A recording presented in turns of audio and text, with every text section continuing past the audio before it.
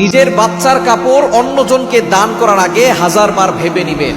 আপনি তো ভালো মনে করে মানুষের উপকার হবে এটা চিন্তা করে আপনার সন্তানের কাপড়, যেটা আপনার সন্তানকে পরিয়েছিলেন, এটা কয়েকবার পরানোর পরে যখন কাপড়টা দেখা যাচ্ছে এমন একটা পর্যায়ে চলে গেছে, অথবা আপনার সন্তান বড় হয়ে গেছে, কাপড়টা আর পরতে পারছে না, আপনি সেটা অন্যজনকে দান করছেন, অন্যজনকে দিয়ে দিচ্ছেন উপকার হবে বলে, কিন্তু এটার দ্বারা কিন্তু আপনার ভয়ঙ্কর ক্ষতি হতে পারে। বর্তমানে আমাদের এই দেশে মানুষকে উপকার করা বড় ধরনের রিস্ক হয়ে দাঁড়িয়েছে।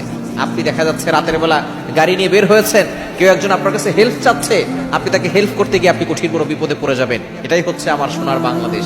সুতরাং আপনি আপনার সন্তানের যে কাপড় মানুষকে দিচ্ছেন, এর দ্বারা বড় ধরনের ক্ষতি হতে পারে। কিছুদিন আগে এক ছোট বাচ্চা অসুস্থতা সারে না, বারবার শুধু অসুস্থতা হয়, কোনো রোগ ধরা পড়ে না, শুধু কান্নাকাটি করে। শেষ পর্যন্ত দেখা গিয়েছে যে তার যে কাপড় অন্য কাউকে দান করেছে, সেই কাপড় নিয়ে একজন তার উপরে জাদু করেছে, বাচ্চাকে ক্ষতি করার জন্য মেরে ফেলার জাদু করেছে। কেন ইমাজিন, আপনি কল্পনা করতে পারছেন কোথায় গিয়ে দাঁড়িয়েছে আমাদের এই সমাজ? আপনি উপকার করার জন্য আপনার সন্তানের কাপড়টা, যেটা আপনার সন্তানের গায়ে লাগছে না, নতুন কাপড় আপনি একজনকে দিয়ে দিচ্ছেন, সে ওই কাপড়টা দিয়ে আপনার সন্তানকে মেরে ফেলার জন্য জাদু করতে পারে।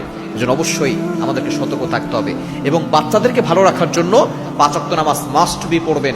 নামাজের পরে আয়াতুল কুরসি এবং 4 কুল এগুলো পরে আপনার সন্তানকে ফু দিয়ে দিবেন। আপনার সন্তান ভালো থাকবে, দুনিয়ার কেউ আপনার সন্তানকে ক্ষতি করতে পারবে না ইনশাআল্লাহ।